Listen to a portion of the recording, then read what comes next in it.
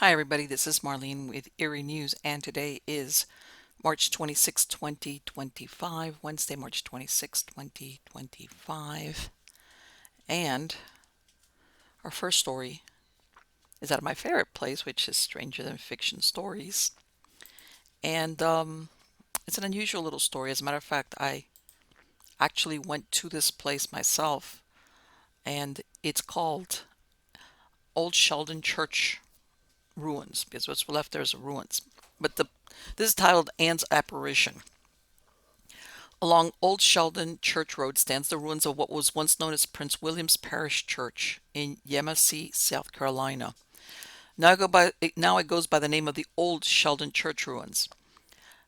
Built between 1745 and 1753, it witnessed mundane family celebrations as well as history-making events, so it is not surprising that it has a reputation for being haunted.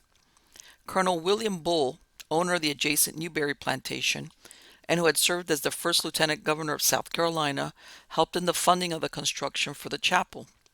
Bull belonged to one of several aristocratic families who settled in the area after being granted tracts of land for farming. He christened his low country estate Sheldon Plantation in honor of Sheldon Hall, his Warwickshire, England ancestral home.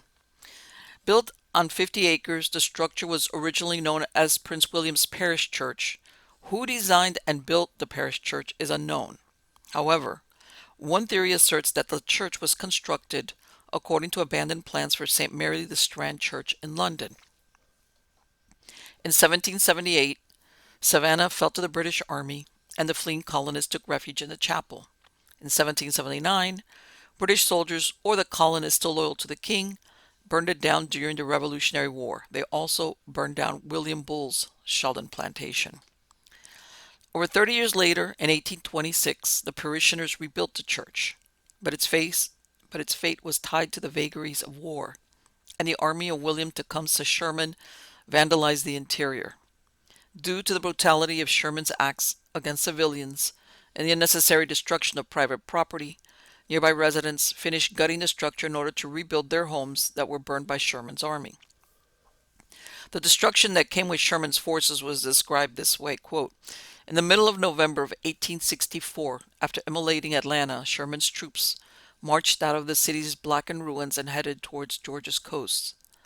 During this infamous march to the sea, shops and private homes were invaded and looted, not only by enlisted men, but also by officers. After everything of value was stolen from private homes and irreplaceable family portraits bayoneted, the torches were applied.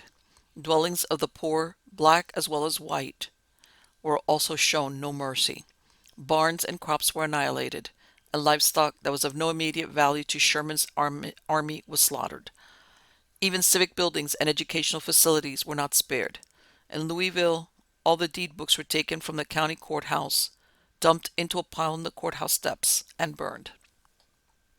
Defenseless black women were treated so abominably by Union troops that male slaves posted guards outside their cabins to protect their vulnerable women.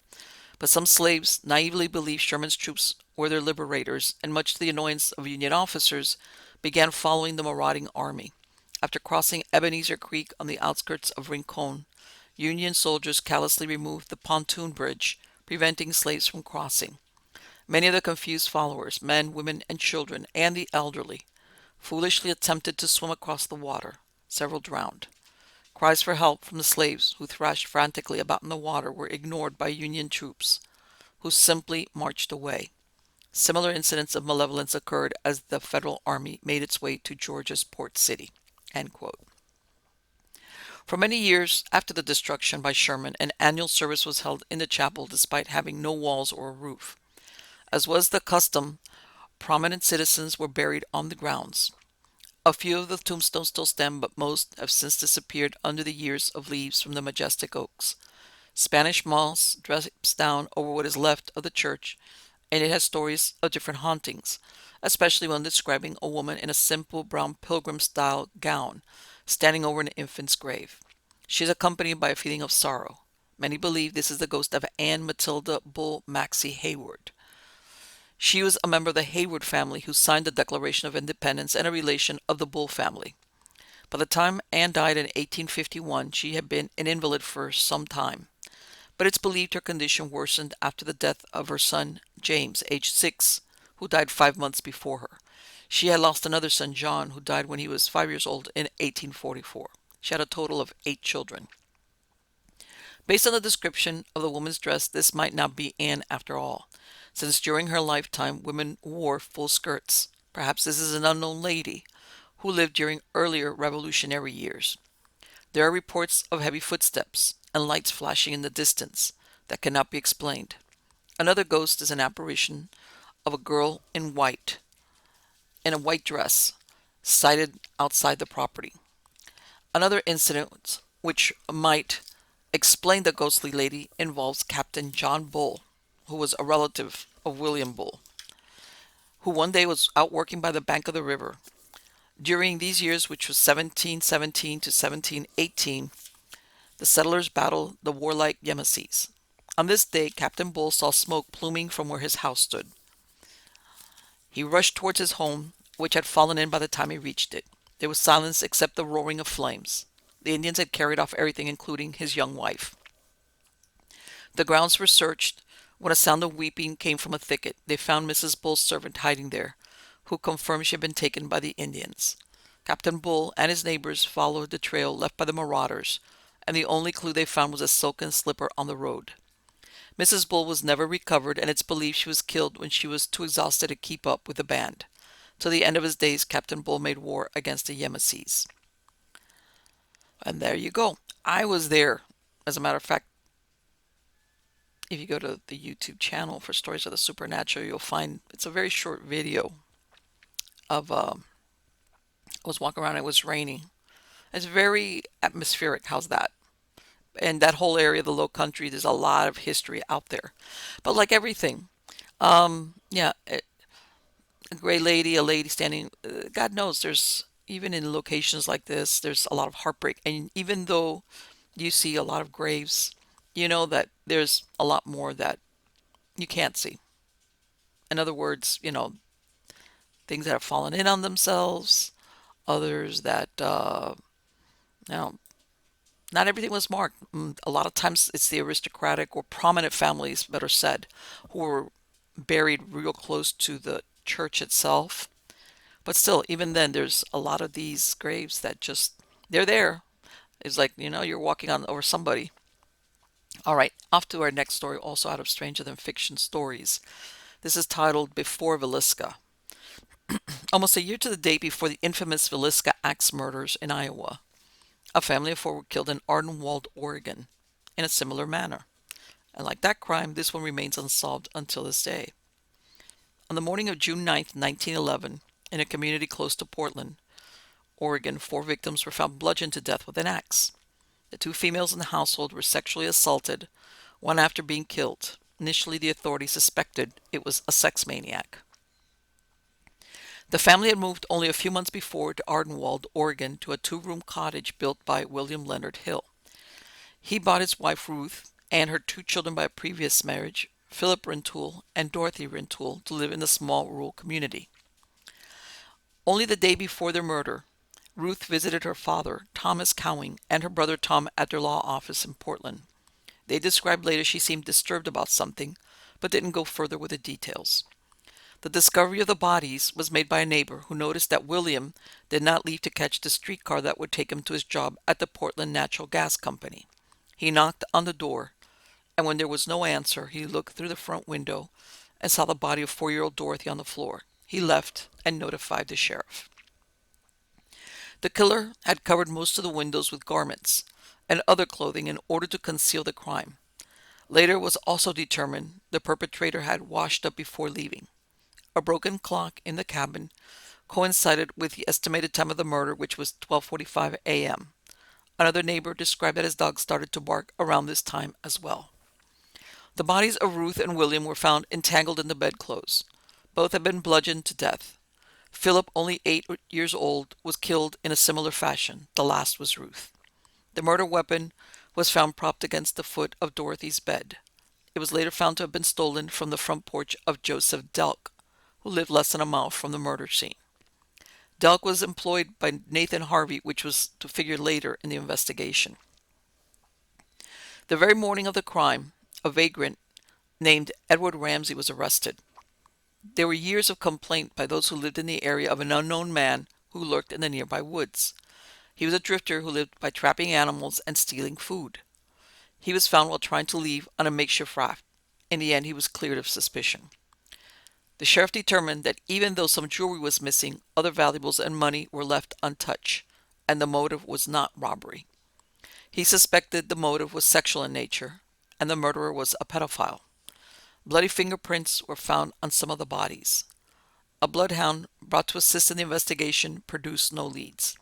Examination by the coroner of Ruth's body found she had been raped after death, while Dorothy had been assaulted prior to her murder. All of those killed had severe skull injuries. Another suspect was 55-year-old Nathan Harvey, who lived only 100 yards from the murder scene. He'd been involved in a land dispute with William Hill. Most disturbing of all was the discovery that Harvey was indirectly connected to other serious crimes. In 1877, one of his brothers, Willard Harvey, when he was 26, was found drowned in the Willamette River in 10 feet of water. He was employed by Seth Llewellyn. It was never determined if he drowned by accident, intentionally, or by someone else's hand. In 1890, one of his other brothers, Isom Harvey Jr., killed their mother, Mary Ann, then turned a gun on himself. His widowed mother had remarried, and he lived with her and his stepfather. He shot his mother in the temple while she slept next to her husband. When his stepfather awoke from the gunfire, they were both dead. In 1892, Mamie Walsh, a 13-year-old, was raped and murdered. Her body, and this, by the way, this death of Mamie Walsh was in the same area, on this same community. So anyway, 1892, Mamie Walsh, she's 13 years old, she's raped and murdered, and her body's found in a heavy growth of brush between the houses of the Llewellyn family and Frank Wilson. Mamie Walsh had gone berry picking for Mrs. Llewellyn the day she was killed. This was the same family who once employed Willard Harvey. George Wilson was accused of Mamie's murder. He had arrived from Iowa only a month before.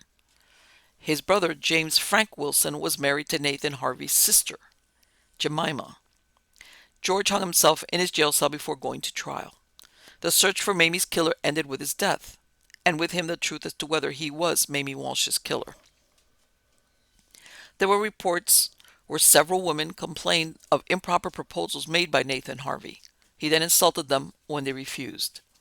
He was charged with murder of the Hill family on December 20th, 1911. Clackamas County Sheriff Ernest Mass claimed that he had absolute proof that Harvey took the last train to Ardenwald from Cazadero, arriving there at 12:25 a.m., only a short time before the murders were committed. 2 other witnesses also saw him exit the train at the same time. However, Harvey had supporters, and 500 signatures were gathered asking for the charges to be dropped.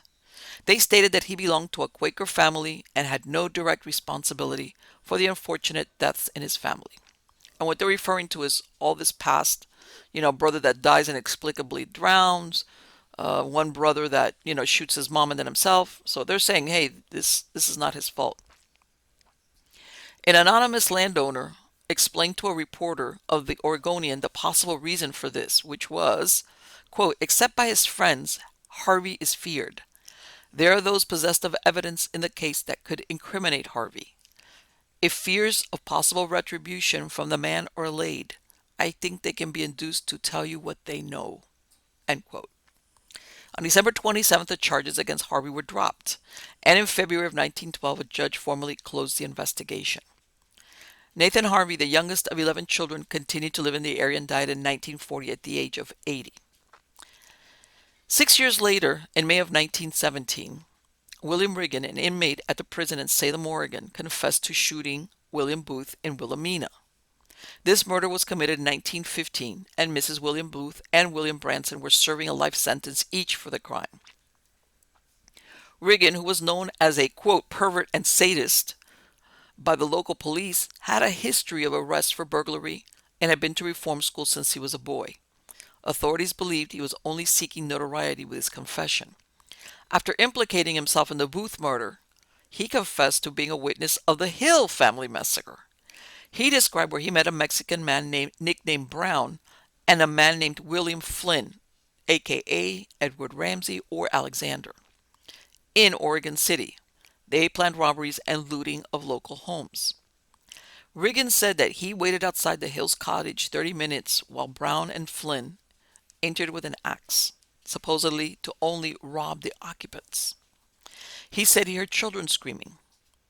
The men then left the home with $1,400 worth of gold and silver, and for his participation as a lookout, they paid him $100.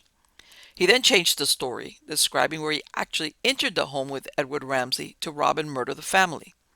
But the two accounts were filled with inconsistent descriptions of the interior of the Hills cabin. He did, however, pinpoint the location of the house, which had been demolished after the murder. In 1918, Riggin was declared insane and transferred from the prison to the hospital. He spent the rest of his life at the Oregon State Hospital and died in 1957. On his death certificate, it indicated his parents were unknown and he had never married or had children. The murder of the Hill family remained technically unsolved. An anonymous blogger posted the following in 2019, quote, Tom F. Cowing, Ruth Hill's brother, was my grandfather. He died in 1958 when I was 8. The only part of the story that was told to me by my grandmother, his wife, was the following. As you stated, Ruth's family was convinced that Nathan Harvey was the murderer and that he paid off the prosecutor. As the story goes, my grandfather was so sure that Harvey killed his sister that he went to Harvey's office with a pistol, intent upon getting justice by killing him. When he pulled the trigger, the gun misfired and Harvey ran off. My grandfather never attempted again to murder Harvey, and I got to be born. End quote. July 10th, 1911, a month after the Hills were killed, Archie and Nettie Cobble were murdered in their Rainier, Washington home with a double-bitted axe. Like the Hill murders, Nettie, 17, was sexually assaulted after she was dead. The killer entered through the back door and then exited through a window. Valuables were left behind. George A. Wilson, who worked as a section man on the railroad, then traced the path of the Northwest Pacific's route through towns that were stops for the timber industry, accused another man of the crime. But he became a suspect when a piece of paper with what was believed to be blood was found inside his home. The liquid later turned out to be dirty water. However, at the time of the Comble's murder, he lived in a tent cabin about 200 yards behind their home. He had a troubled marriage, and his wife Martha, in a fit of jealousy, took their children and went to a friend's home in Tacoma the day before the murders. It was a strange coincidence indeed that he had the same name as the man accused of killing Mamie Walsh almost 20 years before. Wilson was charged with the crime based on his confession where he said, quote, my conscience tells me I did it, but I don't remember, end quote. This statement was remembered by Sheriff George Gaston and the court stenographer because no written copy was produced. The defense demanded that a written copy purported by the sheriff to exist be presented to the courts, but eventually the judge refused to compel the prosecution to produce it. The story ran in all the local newspapers, making it impossible to produce an impartial jury. As a result of the trial, Martha Wilson ended up leaving her 5 children in a Victoria, British Columbia orphanage. She had sought to drop them off in a Seattle orphanage, but she went further afield when they required she stay there and live with her children. Now childless, Martha headed to California where she married a younger man named Carlo Jensen. She occasionally wrote to her children, some who were taken in by the Moore family. She died in 1949, age 65. George was convicted of second-degree murder and sentenced to 10 to 20 years in the state penitentiary in Walla Walla. He split his time between the prison and the mental hospital throughout his sentence. He was paroled in February 1925 and gained full release in 1928. He went on to become a barber in Victoria, BC, and died in 1965, a resident of Alberta. In the end, it is doubtful that George Wilson was the murderer of the Cobbles in their honeymoon house. Could the perpetrator have been an unknown psychopath who harbored a hatred of newly wedded couples, someone who kept on killing years into the future? In 1911, the press made reference to Jack the Axeman. They described him also as the roving maniac, responsible for 14 murders. Police in central and western cities were notified to watch for this criminal, who had claimed victims from Colorado Springs to Monmouth, Illinois. His attacks were characterized by annihilation of entire families while they slept. He would use a blunt instrument like an axe to bludgeon their skulls. The families lived close to a railroad, and it's believed he used this method of transportation to escape shortly after committing the crime. Another common signature of his deviancy was covering the victims' faces and posing the female victims to make it apparent he had sex with them before or after death. On September 17, 1911, he claimed 5 persons: Mrs. A.J. Burnham, 2 children, J.C. Wayne, and his wife and child. On June 10, 1912, a year after the murder of the Hill family in Ardenwald, an axe-toting stranger entered a 2-story house in Villisca, Iowa, through an unlocked door. He left 6 bodies strewn in the house, 4 of them children. From 1911 to 1912, similar crimes, possibly the handiwork of the same person, claimed 24 to 30 victims. In retrospect, murders that were committed in Texas and Louisiana during 1911 and 1912 have also been considered to be committed by the same person. As in other massacres, entire families were targeted and killed with an axe. The only difference were these families were black or multiracial. It's been theorized that perhaps this killer had left a trail of bodies long before the ones that were attributed to him, considering how well organized he was, which points to an experienced perpetrator. No fingerprints were found at the crime scenes. Was this someone who was worried about a match being made to prison records? All these murders are unsolved. So, even as far back as 1911, the press is starting to notice all these people being killed, and they start calling him Jack the Axeman. In other words, they're aware that whether the police were noticing it or not, because remember, these are the times of different jurisdictions. And back then, people definitely not. But the newspapers were realizing, hey, this might be the same person who's going town to town. And then, by the way, there's a lot of other murders that were committed. Now, this is the thing. One thing that, during those times, an axe was a very common thing to have in the household. This was like something like a broom. Most people had it because it was used regularly. And in most of these cases, he would use the family's axe. And another thing that's really interesting, which is, I don't know, to me, speaks of somebody that's really compulsive. He didn't think about going in after the women or the girls or whatever, even if there was a man living in the household. In other words, even a young man, husbands, it didn't matter to him. He wasn't afraid. And also considering that these were rural areas where people just didn't lock their doors. Either that and or they thought, there's a man here, he's going to. So he must have also been known how to get in and out.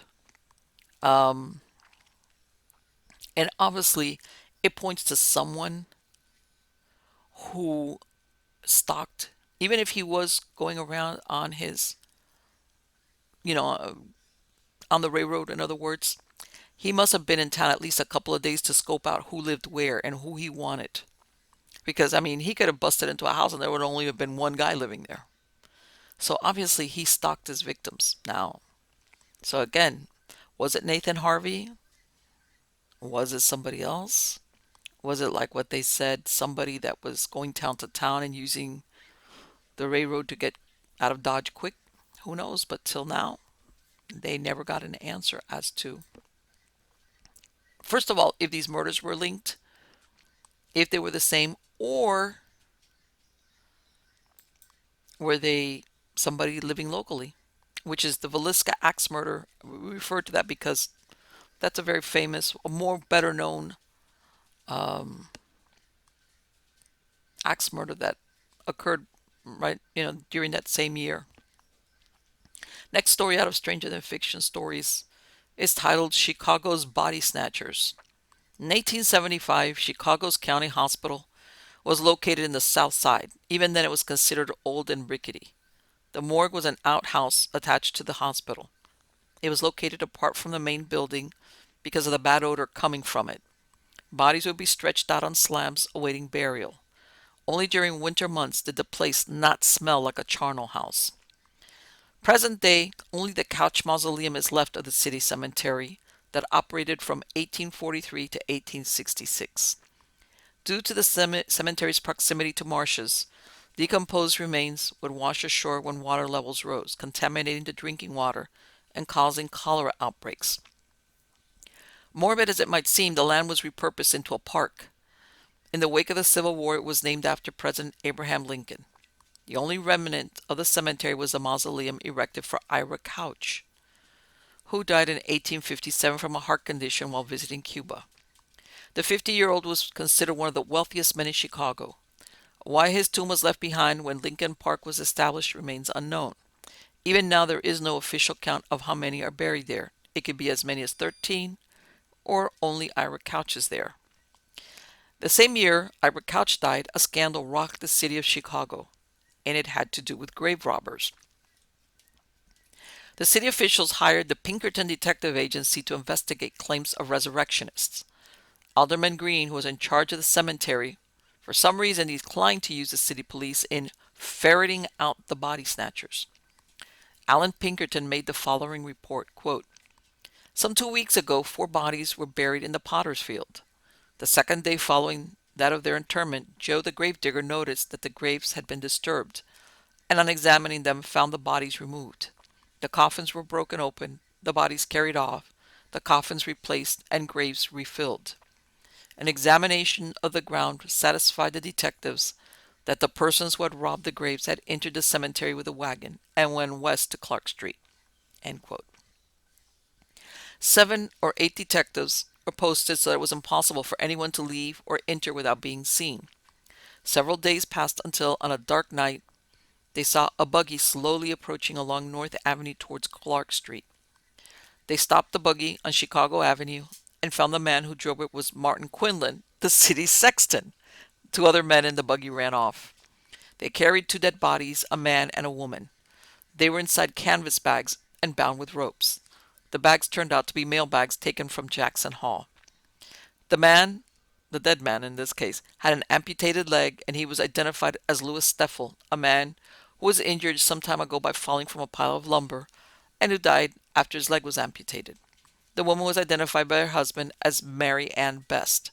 The bodies were turned over to the coroner to be reburied. Quinlan was arrested and held on $2,000 bail. The detectives suspected that 2 men who escaped were medical students.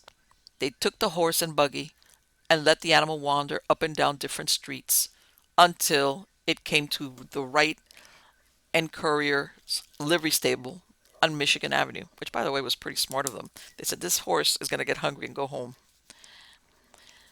The detectives learned the description of who had hired the buggy out the previous night. It fit the description for Eli York, a medical student from Rush Medical College. He was arrested and released after Dr. Brainerd, president of the college, paid his $800 bail. The detectives then examined the graves, which had been robbed, and found 2 other bodies hidden in the bushes. They were stuffed in canvas bags like the other 2. These, with the bodies taken 2 weeks before, totaled 8. Inspection of the cemetery grounds found another grave had been opened.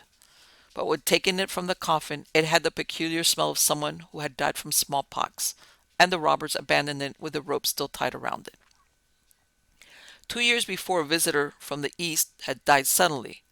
A person was sent to identify the body, which in the meantime had been buried in the Protestant cemetery. When they opened the grave, it was empty. They unearthed a total of 11 graves in hope of finding the man's body, and 10 of them were empty as well. Quinlan, the city sexton, pled guilty to 2 of the 9 indictments against him and paid $500 plus court costs, and the indictments against York were nolle prost. This was not the end of the grave robbing. In 1875, after the closure of the city cemetery, a gruesome discovery was made inside 4 barrels as to what happened to unclaimed corpses. Quote, "Bodies were doubled across the middle and had their chins rammed down upon their knees so as to pack them in a narrow space. Among the number was a woman whose luxuriant brown hair displayed its disheveled tresses above the top of the barrel, in which such ruthless barbarity her body had been jammed. Her features were concealed by her position, but it could easily be seen that her frame was thin and wasted, and that she had been a woman above the average height. In another of the barrels was the body of a boy whose attenuated limbs and narrow chest seemed to declare him the victim of consumption. His skin was red and raw, looking as if worn thin over his protruding bones. The body of a man in one of the other barrels presented similar indication of wasting illness. He had long black beard which lay over his knees, and the position unto which he had been forced in the barrel." End quote. During the 1800s, many resurrectionists were medical doctors who stole corpses to supply universities and supplement their income. At 167 North Wall Street, Mr. L. Brasweig testified that on December 15, 1874, he had rented his barn as a stable to a young man named George G. Green. He paid 2 months' rent. A servant for Mr. Brasweig commented to him 2 weeks later that he had never seen a horse or a buggy in the barn. He went to the barn accompanied by his brother-in-law, but could not gain entry. With a hatchet, they knocked in a board, and a cash boy crawled in through the opening. All they found were empty boxes and a dark lantern. Mr. Brasweig reported to police that he had seen the boy who rented the barn load boxes into a wagon on the night of January 14th. Northside policemen were detailed to watch the barn. Nothing occurred during an entire weekend until Monday night, when a wagon driven by 2 men drove up. He went inside and brought out a box to lift into the wagon. When the police approached, both men ran away. Inside, police found 5 barrels with bodies inside. All the bodies were naked, except for wearing gloves and stockings, and looked to have been stolen from their graves. Receipts that were recovered inside the barn showed one consigned to a destination in Dexter, Michigan, and the other to a druggist in Iowa City, Iowa. Expressmen who had been picking up the barrels testified later in court that they had been picking up barrels for 3 months. 4 Northside undertakers came to look at the bodies but did not recognize any of them. One of the resurrectionists that was arrested was Dr. L. R. Williams. His brother, who was an accomplice, escaped. Dr. Williams was freed on a $1,500 bond, which he jumped. Further examination of the bodies found that they were robbed from the potter's field at Jefferson Township. It seemed that during the winter the resurrectionists would ply their trade, since they could transport the bodies long distances before they would start to stink from corruption. The belief was that other bodies sent to Iowa were destined for the Iowa City Medical School, to a recipient named Thomas Green. He turned out to be the janitor for the college. Everybody was in on this. The corpses were removed by opening the front lids of the coffins, and then a butcher's hook was thrust into their eyes to pull them out. They were stripped of their garments, stuffed into a bag, and then taken to the barn on Wall Street. The grave robbers made sure to reinter the coffins so no one would notice the graves had been disturbed. One of the corpses was eventually identified as an unknown woman who was found frozen to death on the corner of Emerald Avenue and 29th Street and buried in the Potter's Field. One of those implicated with the transportation of the corpses was a Dr. Wilder, who had graduated from Northwestern University and had been an assistant house surgeon at Mercy Hospital. It was later discovered that he was also an abortionist who would steal the corpses of women who had died from botched abortions along with their infants. It wasn't until 1875 that laws would allow medical colleges in Illinois first right to unclaim the bodies destined for the Potter's Field.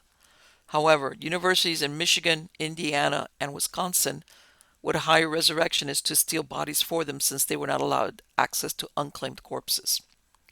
Fast forward to Chicago in the 21st century. About a mile and a half north of the Couch Mausoleum, where all the skullduggery took place, is a Hooters at 660 North Wall Street. This spot was where bodies would be sorted after being stolen and loaded for delivery to different destinations. In 1915, a portion of the 844 victims of the Eastland cruise ship disaster on the Chicago River were brought there since there was not enough space at the regular morgues. How many of those held at this charnel house ended up being stolen is unknown. It's not surprising that those who worked there have reported eerie sights and weird sounds in the basement. Shadow people are seen flitting around, and an unseen presence will be felt by those using the stairs to the basement. Items fall for no reason from the shelves, and disembodied voices are heard until someone goes to investigate. Patrons of the restaurant have reported apparitions with vacant eyes and wearing 19th century clothes. Some believe they are trapped souls. The address at 616 North Wall Street wasn't always used for business purposes. In 1923, a flat was being rented out for $25 a month. In the following decades, it had different small apartments in the building for rent. Next door to it, the Eerie Cafe was opened by Richard Giometti during the 1920s.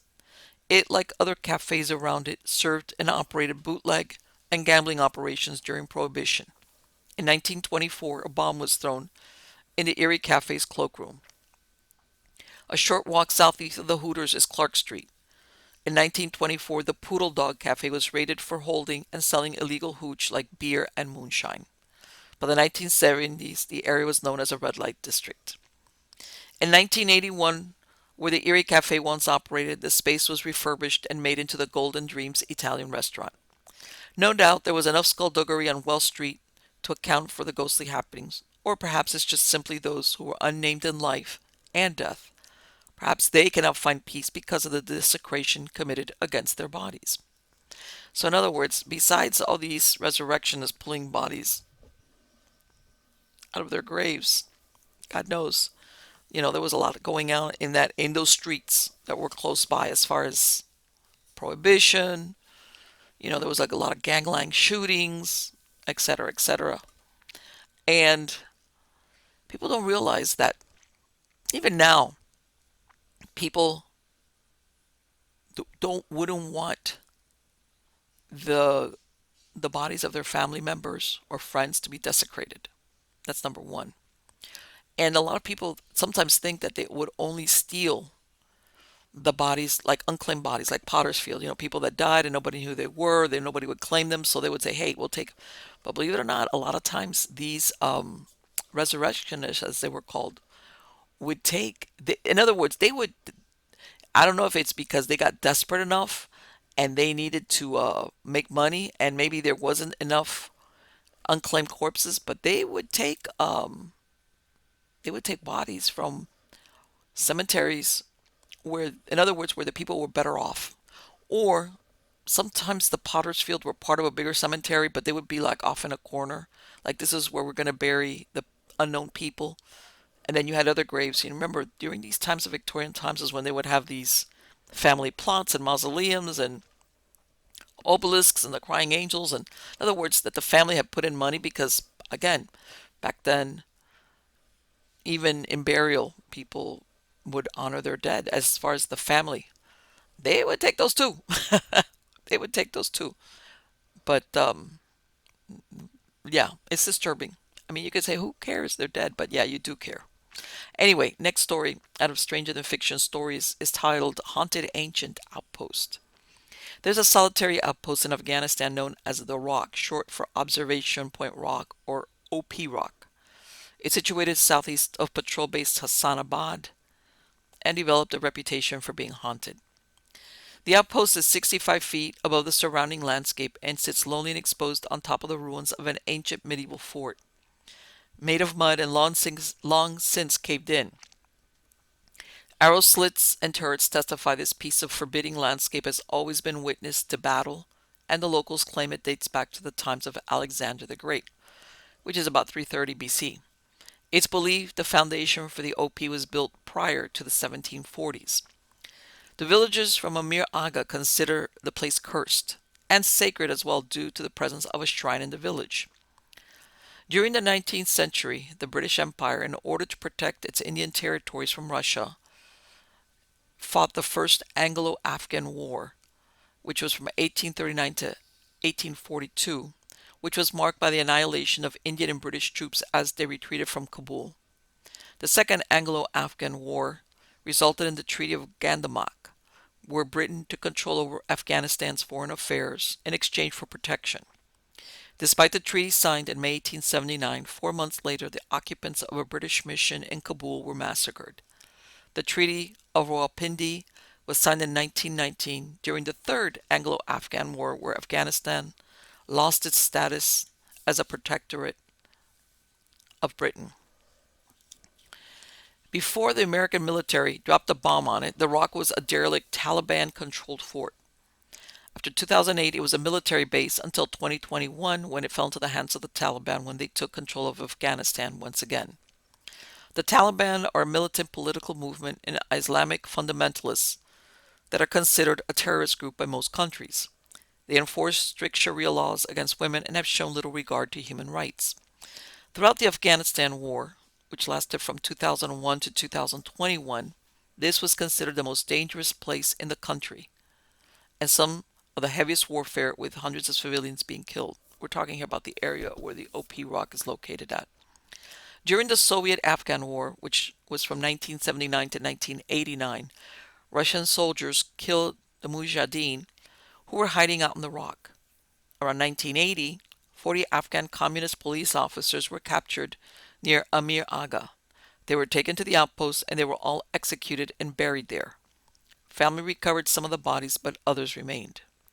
When the Taliban recaptured the rock, they executed the Russians by ritualistic beheading them. Another rumor was that several Taliban had been entombed alive in a series of caves underneath the outcropping. In only a few decades, it had served as a tomb for different men killed in horrific circumstances.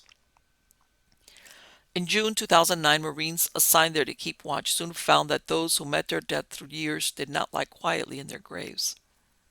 Digging trenches inevitably led to the unearthing of human bones, and at some point, desiccated remains and entire skeletons would surface. One that was found still wore glasses. The Marines reburied them at a loss of what else to do with them. They found 3 graves lined up for men who met their end on the same day. However, other discoveries predated recent battles, such as ancient pottery shards. Small tunnels dug into its base led to a single chamber, which was believed to be either a tomb or a fort. Those guarding the outposts would hear noises such as objects moving, strange lights, and screams coming from the desert. Other phenomena was the sound of footsteps approaching on gravel, malfunctioning electronics, and movement seen far off in the perimeter. And no person was ever found. Those on guard duty complained of feelings of being watched. On occasion, the stink of corpses would float on the breeze. The haunting affected not only the American but the British soldiers who occupied it beforehand. The Welsh unit had their own encounters with the strange and even warned the Marines taking over the post. They described shadowy figures moving in the desert that were sometimes seen on night vision goggles. The most grave warning involved not touching or taking any of the relics because it carried a curse of bad luck. The creepiest hours were between midnight and 4 a.m. Sergeant John Brown commented, "The local people say this is a cursed place. You will definitely see weird-ass lights up here at night." Corporal Jacob Lima described where one night he woke up to the sound of screaming. The yells came from Corporal Zolik. When I got there, he said that he was sitting there when he heard an angry voice whisper something in his ear. He said it sounded like Russian. He thought it said Broze or Zye. He begged me to stay in there with him till he was relieved from guard duty. After that, he really didn't like standing post up there. He described what other times they heard footsteps pacing back and forth on the observation post above them. Another time, when scanning the horizon with thermal imaging, he saw another soldier with balled fists standing in the desert. Only when the figure disappeared did he realize it was not a live person. A dog that lived at the outpost named Ugly Betty would bark in the middle of the night, looking toward the desert. Other times she would growl in certain areas behind the razor wire perimeter where the Marines lived.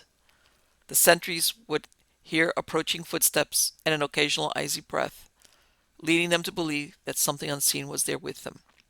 Eventually, all the Marines there had a brush with the supernatural. One of them requested a transfer away from OP Rock. After they finished their assignment, 3 were killed, and 1 was badly scarred by an IED.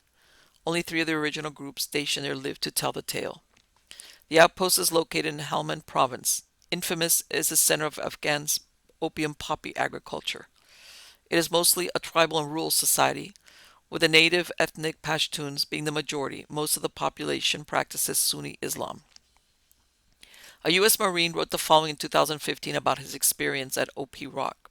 Quote, "For the most part, I hated being in the military when I was in it, but now that some years have passed, I love the memories of being in the military. Either it is I only remember the good parts, definitely not true, or you end up having the feelings of pride, not pride in that you did something honorable or badass, but rather pride in that you survived it, you overcame it. This is one of the few absurdly negative memories I have being in the Marines. My unit's motto was not for self but for country. Let me tell you, if I knew what I was going to have to witness there, I would not do it for myself, and I would also not have done it for my country. My unit had been deployed to patrol base Hassanabad. Now, as some of you may know, America was not the first to foray into Afghanistan. There were the Russians before us, the British, even Alexander the Great of Macedonia tried to march through this land. None of them were able to hold onto the serene and quite beautiful landscape. All of them met an eventual defeat. I and three other men were put out at a little bump in the land, a hill of about 65 feet called OP Rock. Before us, the British were there. They warned us of an oppressive atmosphere. Yeah, no shit, buddy. It's Afghanistan. Everything is oppressive. OP Rock was approximately 600 meters from patrol base Hassanabad, where the rest of my unit was. Our job was to watch for any baddies heading towards the patrol base, engage them, and call in a QRF and possibly air support. OP Rock used to have a small cave system under it, most likely dug by the Taliban. That is, until the US dropped about 2,500 pounds of explosive freedom onto their heads. If there were any men inside who did not die, first from having the air sucked out of their lungs, they died a second time from having the concussive force turn their organs into jelly, or died a third time by being engulfed in flames. They were buried. So we get up to our little OP Rock. On the first day, it was going to be about 3 months of literal hell. First thing you do when you are going to go static at a location is dig. You dig some holes, maybe a trench, and dig some more to throw up a few HESCO barriers and the like. Well, we started digging, and as we were digging, we started to find bones. Not one bone, not two bones, tons of bones. There were bones for days. We could have built our whole OP out of bones. We found relics too: pottery, tinware, a helmet. The helmet was a Soviet issue from the 70s or 80s. These were human bones of Soviet soldiers who never made it home. On the first night, I got third watch from 12 midnight to 4 in the morning. I had night vision and was just watching out over the landscape. I started to see flashes of light about 400 meters from my position. Looks like incoming small arms fire, but I do not hear any gunfire, nor the distinctive snap of a round going past in close proximity, nor any distinctive tracers. They pop up all over the place, then disappear, then show up again a few minutes later. I woke up one of my butt buddies, and he too noticed the flashes. So it was just not my imagination or malfunctioning gear. Eventually, some other lights showed up in the sky, significantly brighter, and seemed to float to the ground like a really dim flare. Taking off, the MVGs, all we could see was dark. Unsettling to say the least. This happened a few times, not just to me, but to the other guys on the hill as well. The worst event at OP Rock, and probably the most terrifying moment I've experienced in my life, happened about 3 weeks after we posted up. I was sitting another late night watch. It had been a few days since anyone had seen any of the strange lights. However, immediately they came on in force. I swear they were muzzle flashes. I saw the dim flares again. It seemed like the entire position was being lit up. At first I ducked for cover, but there was no physical or auditory evidence, just the lights. Then, almost as abruptly as it started, it ended, and I was back to looking at the land through a fuzzing green lens. A whisper in my ear, "Rose or Yuze." I don't know what it meant. I knew it was Russian. I knew it sounded angry. I startled. I flopped on the ground like a fish, trying to bring my weapon up to bear, and turned to my right. And there is nothing there. Nothing at all. I freaked out. Woke up my butt buddy and told him he needed to take watch. He owed me one because I bit the bullet one day and took the egg omelet, just so everyone else could have something significantly less shitty. That day I was a true American hero. It was only when I had started to calm down that I noticed I had pissed myself. A significantly more common occurrence in the military than one would think. Definitely was not the first time I pissed myself in my military career, and it was not the last. A few weeks later, some trannies, that's what we call our translators, talked to some locals in the area. Apparently there was a small Soviet OP here as well during the war in Afghanistan. It had been overrun by the Mujahideen, and every single last one of them was slaughtered. The captured were executed, and they left the bodies to lay there. These poor men were still fighting that war. So yes,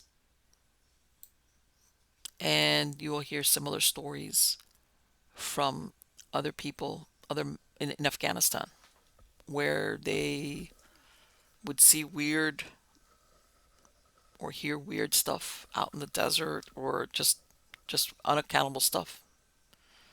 So the next story is very interesting. Uh, this is out of the Telegraph, I believe, and it's let's see, uh, I'm sorry, it's yeah, out of the Telegraph, and it's titled "Pig Brains and Oxygen Chambers: How the Super Rich Are Biohacking Their Way to Immortality." And why am I not surprised? But here we go. Automatic doors open onto a cavernous lobby that could double as a spaceship. Reclining on white leather chairs are several young-looking men. Glow-in-the-dark intravenous strips attached to their arms. In one corner sits a man wearing what looks like a scuba mask attached to a computer. Machines beep, doctors in lab coats murmur. This is Humtun in Chelsea, one of London's first biohacking centers, which offers cutting-edge treatments in the booming longevity business. That scuba mask is actually a reoxy device that mimics low oxygen conditions to stimulate lung and heart performance, as well as souping up your metabolism. At the helm is Dr. Mohammed Enayat, a supreme biohacker himself, who has a staff of 28 and plans to open more clinics in London and Saudi Arabia. The 40-year-old doctor practices what he preaches, traveling the globe trying out treatments himself before giving them to patients. He has twice monthly IV drips of NAD, which is nicotinamide adenine dinucleotide, which targets ATP, or adenosine triphosphate, the cell store of energy. He also has regular injections of cerebrosilin, a mixture of peptides derived from pig's brain for his brain health, and epitalin to stimulate his glands to support stem cell production. He detoxes using intravenous ozone, and he travels to California for stem cell derived exosome infusions. "I'm doing it for short, medium, and long term vitality," he says, "for energy, mood, and to prevent disease progression in short health span." In 2025, the pressing question in Silicon Valley and among the super echelons of British male society is no longer, "Who am I?" Instead, they're asking, "How can I become immortal?" Harvard geneticist David Sinclair, the pop star of the longevity world, recently addressed the topic on X.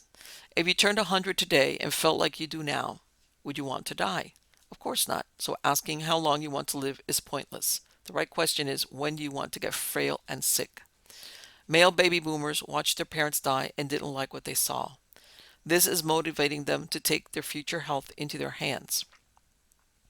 I have noticed in my own circles that those willing to spend thousands on biohacking technology and the kit that goes with it are men, rich men, I should add, who can afford to undertake this quest for the fountain of youth and assume the world will want them around for another 100 years. The women I know who have the means to seek eternal life don't. They're worried about being stuck as carers for their antique men or running around postmenopausal and wrinkled after their great great grandchildren. Then there's the economics of it all. If we live for more than a century, who's going to pay for it? Certainly not our children, and don't count on investments holding up. For the moment, though, such considerations are not on the minds of the billionaires pioneering research into longevity. Never mind super yachts, aging well is said to become the world's most expensive hobby. The entrepreneur Brian Johnson spends $2 million a year on living longer, while maintaining that he's investing for science. Silicon Valley and its UK outpost is plowing billions into the field. The biggest spender is OpenAI founder Sam Altman, who in 2022 invested £180 million in Retro Biosciences, a startup with the stated aim of adding 10 years to a healthy human lifespan. Peter Thiel, co-founder of PayPal, has put $3.5 million into the Methuselah Foundation, a nonprofit that aims to make 90 the new 50 by 2030. Thiel has claimed it will be possible to reverse all human ailments in the same way we can fix the bugs of a computer program. Death will eventually be reduced from a mystery to a solvable problem. Also on the longevity bandwagon are Jeff Bezos, Mark Zuckerberg, and Google's Sergey Brin and Larry Page, all of whom have invested millions into companies such as Altos, whose Cambridge lab aims to reverse disease and injury.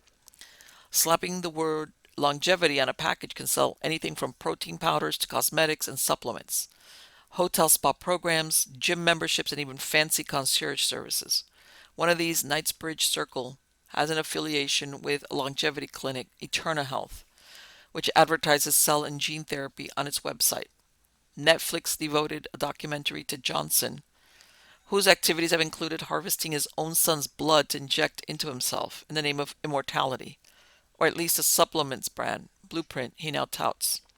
Pale and slim with long hair and the air of a guru, Johnson, 47, is divorced and spends much of his time alone indoors attached to a machine. Sounds like fun. This seems to fly in the face of the fact that health span is predicted on the strength of our familial relationships. Adam Rutherford, a British geneticist, recently tweeted that Johnson is going to get in serious medical trouble quite soon because, despite his claims, he is light on scientific evidence. Nevertheless, according to Allied Market Research, the total value of anti-sensine therapies worldwide will grow from $25.1 billion in 2020 to $44.2 billion by 2030. Ever since Japanese scientist Dr. Shinya Yamanaka identified 4 key genes in mice that could be reprogrammed to transform them back into their younger, healthier selves, for which he received a Nobel Prize in 2012. We've been waiting for similar developments in human medicine, that despite the promises, we haven't yet been able to turn the clock back. Even the mice from Yamanaka's initial experiments developed embryonic tumors, and that was that. He's since tweaked the genetic cocktail, but so far, no news flashes. Dr. Enayat has tried many longevity treatments, including rapamycin, which is normally used in liver transplant patients to suppress the immune system. Off-label use for a purpose it wasn't designed for, it has been shown to extend the life of fruit flies and worms by 20%. Some American vets give it to elderly dogs. Stem cells may offer hope, but unregulated stem cell treatments can go very wrong. In 2017, elderly patients in Florida went blind after undergoing stem cell therapy in a private longevity clinic. Currently, the only proof of the longevity pudding is how you feel. Simon Ingram, a 70-year-old financier based in Switzerland, is one of Dr. Enyat's patients. Before he started the longevity program last year, he was struggling to work out because of low energy levels, and he slept badly. He wanted some professional guidance. Hold on. Since starting at Humtuan, or Human, or I don't know what, Ingram's has stopped drinking and cleaned up his diet, eating mostly superfoods, and has lost weight and gained muscle.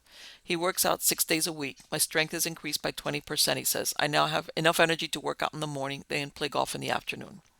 Ingram visits the clinic once a month for 3 days for an NID IV drip, ozone therapy, hyperbaric oxygen, cryotherapy, time in the ice closet, M-Sculpt to build muscle, and M-Cella for pelvic floor strengthening, as well as Reoxy. He estimates that he spends $20,000 a year on all his treatments. My friends think I'm mad, that I always take things too far, he admits. But as well as the gains in strength and fitness, he no longer needs to take medication for a long-term digestive issue. He plans to try peptides next. These days, leading experts in longevity medicines are looking at 5 specific areas. These are epigenetics, which is how your behavior and environment change how your genes work. Telomeres, the DNA sequence at the end of chromosomes, which shorten with age. Senescence and cellular repair, which involves understanding why cells go rogue and how to stop it happening. Stem cells and anti-aging regenerative medicine. The last of these involve 5-hour-long NAD drips to repair DNA damage and increase energy. Metabolic manipulation with Ozempic and intermittent fasts, and all the high-tech stuff such as wearable tech that gives instant feedback as to the state of your various organs. Hold on, I'm getting there. The current fad in longevity circles is to state your biological age, as gauged by the glycan age test, which measures your cellular levels of chronic inflammation, rather than your actual date of birth. Is this popularity related to the fact that everyone, including me, seems to notch up a glycan age that's 10 years less than their birth certificate proclaims? This has the inevitable consequence of leading Dutch positivity coach Emil Ratelband at 69 to attempt to have his passport age adjusted downward to 49 to reflect the age he felt himself to be, to get better. Tinder dates, he failed. Diet, exercise, which promotes stem cell creation, sleep, how we renew and detox, nutrition, and most of all, human interactions are key to health span. Something as simple as a flu jab can influence cells, says Dr. Michael Rosian, Chief Wellness Officer of the private hospital company Cleveland Clinic. The main thing to understand about rebooting your life is that you are a genetic engineer. He says meditation alone can elongate telomeres and does slow down aging. So may inhaling menthol, drinking black coffee, wearing a hearing aid to stay connected, and lashings of virgin olive oil. Genes account for only 25% of how we age. The rest is environment and lifestyle, says Dr. Thomas Pearls of Boston University. Though this flips on its head as one approaches the age of 100. Clinique La Prairie in Montreux, overlooking Lake Geneva, is where the rich, the famous, and the royal come for the most advanced anti-aging procedures in Europe, under the eye of 50 medical specialists. The Swiss health resort has recently thrown itself big time into the longevity business, with plans to open 10 new resorts and 40 hubs worldwide. John Cleese has been coming here every 12 to 18 months for the past 2 decades to buy himself some extra years. Its big sell is a 7-day revitalization program, which relies on a secret patent CLP extract formula first created in 1931. Part of the CLP program is epigenetic testing. This is a new way of pinpointing biological age in specific areas that can be targeted to reduce it. In my case, cutting back on alcohol could dramatically change my age, the doctor told me. The test is so sensitive it even detected that I had recently been to India by picking up certain pollutants. The clinic also tests blood and stools and screens for heavy metals in the body using a new device, the OligoScan.